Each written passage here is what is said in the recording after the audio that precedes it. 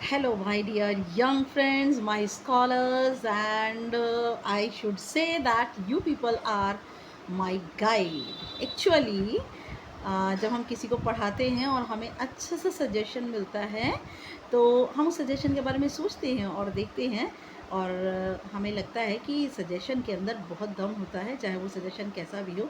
But a teacher should take all suggestion just like a challenge, और हर suggestion का reply होना चाहिए और टीचर को हर सजेशन का रिप्लाई भी देना चाहिए। और इससे हम कंपेल होते हैं that we should read again and again. And thanks for subscribing me, and thanks for commenting. Now I'm going to explain the you are most welcome in my channel Naya Thoughts in English and myself Renu। और मैं आज आपको last pome के poetic devices कराने जा रही हूँ। The name of the poem is On the Grasshopper and Cricket and it is written by John Keats. Okay, now without wasting even a single minute I am going to the poetic devices of the poem। और यहाँ पर आ जाते हैं हम। आपको अच्छी तरह पता है कि ग्रास ओपर और क्रिकेट जो हैं यहाँ पर कैरेक्टर नहीं है, दे आर द सिंबल। और एक्चुअली ये क्या है, ये एक सिंबल है और बड़े ही ब्यूटीफुल सिंबल हैं ये। पोइट ने जॉन कीट्स ने अपनी पोम के अंदर बड़े ब्यूटीफुली नेचर को डिपिक्ट किया है और छोटे छोटे इंसेक्ट को बताया है कि इतनी मैसिव, इतनी मेहनत रिस्पॉन्सिबिलिटी को ये लोग परफॉर्म करते हैं that we people can never realise. Okay, वो तो जब हमें इनकी आवाज़ सुनाई देती है, जब हमें पता चलता है कि हॉट समर के अंदर और चिल विंटर के अंदर कैसे इन्होंने पूरी अब पोइट्री को जो है वो अर्थ की पोइट्री को जो है वो मेंटेन किया हुआ है। ओके, सबसे पहला यहाँ पर जो पोइटिक डिवाइस है वो फर्स्ट लाइन के अंदर पोइट्री ऑफ अर्थ। यहाँ पर अर्थ की कंपैरिजन किससे की हुई है, एक मेटाफोरिकल कंपैरिजन है, बड़ी ही ब्यूटीफुल कंपैरिजन है। और अर्थ को कंपेयर किया है उस पोइट्री के साथ में। मेटाफर आपको मालूम है कि कहीं पर भी सिमली की तरह लाइक और एज नहीं देता। ओके, कहीं लाइक और एज नहीं देता, डायरेक्टली वहाँ पर। और मेटाफोर को हम हिंदी में रूपक अलंकार कहते हैं। डायरेक्टली जो है सारी की सारी जो क्वालिटीज़ हैं वो डायरेक्टली उसके ऊपर क्रॉप अप होती है, वहाँ पर मेटाफोर होता है। मैं अपने नेक्स्ट वीडियो में मेटाफोर और सिमली को आपको क्लियर करूँगी और आपको नियर अबाउट 50-50 करके सिमलीज भी आपको पोस्ट डालूंगी कम्युनिटी के ऊपर। And you people should go to community. अब मैं हर चीज़ अपनी कम्युनिटी के ऊपर डालूंगी तो आप वहाँ से कम्युनिटी के ऊपर से उसको ले सकते हैं। ओके, ना पोइट्री ऑफ अर्थ जो है, यहाँ पर अर्थ को जो है पोइट्री अर्थ की इतनी खूबसूरत है, मेटाफोरिकल कंपैरिजन है ये। और पोइट्री क्या है अर्थ की पोइट्री है insects, birds, nature, trees, all flora and fauna. Okay, now यहाँ पर the poetry of earth is never dead. Now next आ जाते हैं, अगर हम देखें तो क्रिकेट को और साथ साथ में ग्रास होपर दोनों को पर्सोनिफाइड किया है पोइट ने ब्यूटीफुली। और पर्सोनिफाइड करके पोइट ने पर्सन्स की, ह्यूमन बींग्स की जो क्वालिटीज़ हैं उनको इनके ऊपर क्रॉप अप किया है। तो इनकी जो क्वालिटी, इनके ऊपर जो पर्सन्स की क्वालिटी को क्रॉप अप किया है वो कैसे किया हुआ है कि कभी तो as a leader grasshopper हमारे सामने आता है, कभी क्रिकेट हमारे सामने आता है। और किस तरह से ये जो है अपनी ड्यूटीज़ को, जैसे ह्यूमन बीइंग ड्यूटीज़ को परफॉर्म करते हैं, ठीक वैसे ही ये अपनी ड्यूटी को परफॉर्म करते हैं। नाउ नेक्स्ट आ जाइए, the poetry of earth is never dead when all the birds are faint. Birds को पर्सोनिफाइड किया है क्योंकि फेंट जो वर्ड आता है वो ह्यूमन बीइंग के लिए आता है और अनकॉन्शियस हो जाते हैं। जब फेंट का मीनिंग अनकॉन्शियस, बेहोश होने लगते हैं, बिल्कुल अब उनको अपनी जो है वो होश हवास नहीं रहती बर्ड्स को। तो ये जो है वर्ड हमारे लिए बहुत ही इम्पॉर्टेंट वर्ड है। और ये वर्ड हमें किसके लिए आया हुआ है, ये वर्ड आया हुआ है बर्ड्स के लिए। ओके, नाउ ये जो वर्ड्स बर्ड के लिए आया हुआ है ये एक्चुअली ह्यूमन बीइंग के लिए आता है। और यहाँ पर ये वर्ड जो है ह्यूमन बीइंग के लिए ना आकर के यहाँ आया है ये बर्ड्स के लिए। Okay, now and hide in cooling trees a voice will run. Okay, now a voice will run, यहाँ पे वी और डब्ल्यू, एक्चुअली वी और डब्ल्यू अलग अलग कॉन्सोनेंट हैं लेकिन अलग अलग अल्फ़ाबेट हैं, लेकिन दोनों की साउंड सेम है। यहाँ पर सेम साउंड होने की वजह से ये एलिट्रेशन है। ओके, यहाँ पर एलिट्रेशन है। एक चीज़ और यहाँ पर राइमिंग स्कीम अभी आपको ये इस स्टेंजा के पोएटिक डिवाइस समझा करके और राइमिंग स्कीम भी समझाऊंगी। थोड़ी सी कन्फ्यूजन हो रही है राइमिंग स्कीम के अंदर, तो I will tell. Okay, now next आ जाइए, from hedge to hedge. Again H और एच की रिपीटिशन है। अगेन ये यहाँ पर एलिट्रेशन है। अबाउट द न्यू मॉर्न, मीड, एम और एम की रिपीटिशन है। Again it is alliteration. तो यहाँ पर एलिट्रेशन इन लगातार 2 लाइनों में है। अ वॉइस विल रन, और दूसरा हैज टू हैज और न्यू मॉर्न, एम एम की रिपीटिशन। That the grasshopper hit takes the lead. Grasshopper के लिए ही आया हुआ है, दैट्स वाई पोइट ने यहाँ पर पर्सोनिफिकेशन यूज़ किया है।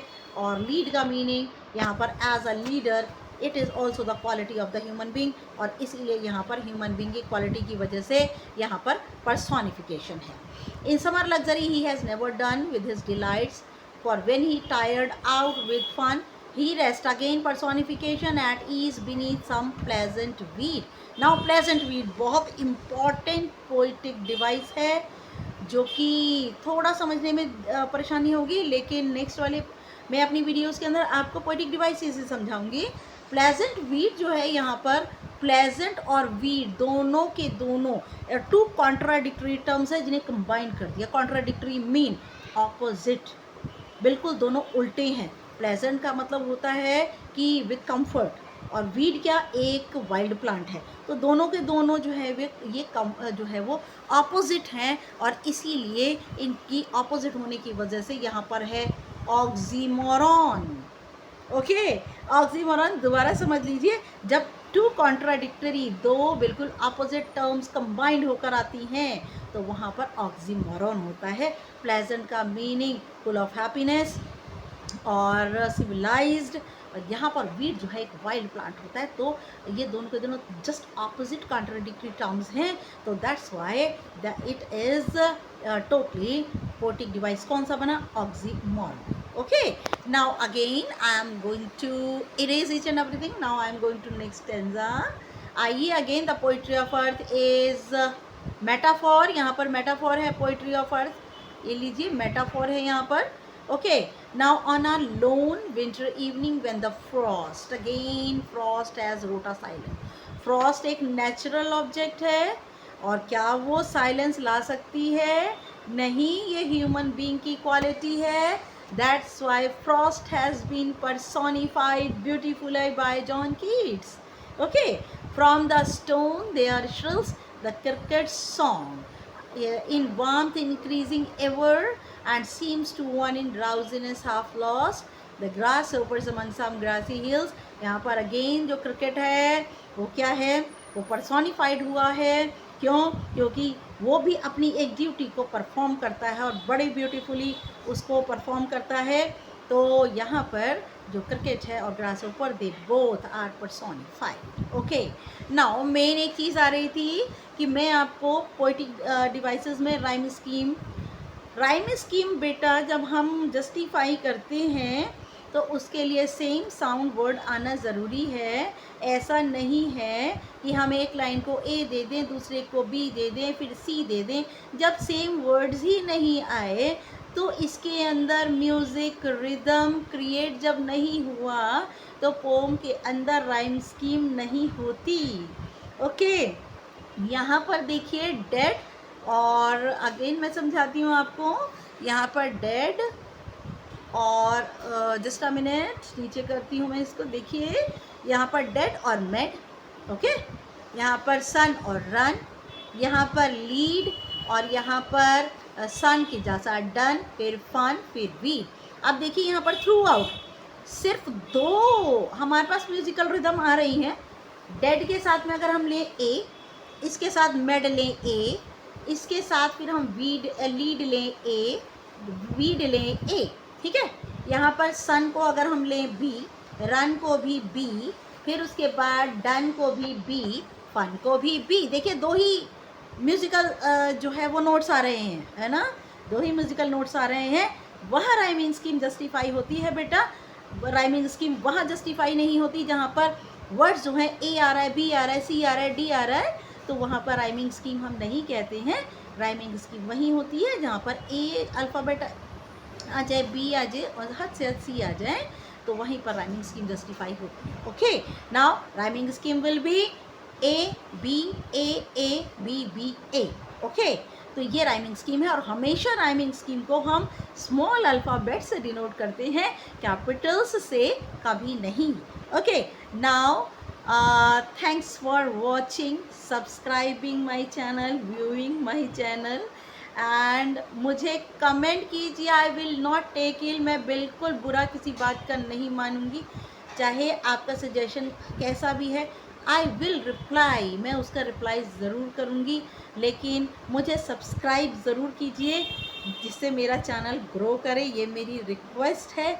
और तब तक के लिए न्यू वीडियो में लेकर के आऊँगी, मैं अपने शॉर्ट्स भी डालूँगी और उन शॉर्ट्स में आप स्पोकन इंग्लिश को ले सकते हैं। और अगर कोई डिफ़िकल्टी आती है, नेक्स्ट वाले वीडियो में मैं चैप्टर्स पढ़ाना शुरू करूँगी और पहले 5 चैप्टर्स पढ़ाऊँगी उस हनी ड्यू के, फिर नेक्स्ट इट्स सो हैपन के पढ़ाऊँगी। और अगर कोई भी आपको प्रॉब्लम आती है, यू कैन कमेंट मी। और तब तक के लिए my dear scholars, my dear best friends and guides, आगे के लिए आपको गुड लक।